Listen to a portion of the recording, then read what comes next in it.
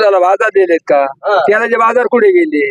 आज त्याने कामं केली असती पहिलीच मंजूर होऊन येईल 28 रुपये ते काम, आणि आज त्यांनी केली म्हणता की आज जवळून जर गेला तो मला सांगतो आज माणसाला ठोकरून मारतोय तू. बोलताना तुम्ही जवळ गाडी उभी करा त्याची गाडी येऊ द्या. काय बोलतोय तू?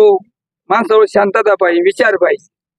त्याजवळ विचार नाही. हा माणूस त्याने बिनविचार. दादा तुम्ही काय सांगली या पुढे माझं एक असं राष्ट्र म्हणणे की जे आज सार्वभौम विधानसभेची निवडणूक चालली की गेली एक पिढी काही पिढ्या यशवंतराव भांगरेंनी तालुक्यात जे केलं ते पितळ साहेबांनी केलेलं नाही. आणि ह्याचाच नातू यशवंतराव भांगरेंचा नातू तो तरुण आहे, तडफदार आहे. आणि या लामटे साहेबांनी आज 5 वर्षात एक डॉक्टर त्याचं सोडून तो निवडून आलेला आहे, जनतेने निवडून दिले. आणि पार्श्वभूमी का कुठली प्रत्येक गावात प्रत्येक खेड्यात आज जे ग्रामपंचायत सदस्य ते पैसे देऊन निवडून येतात. ही चाल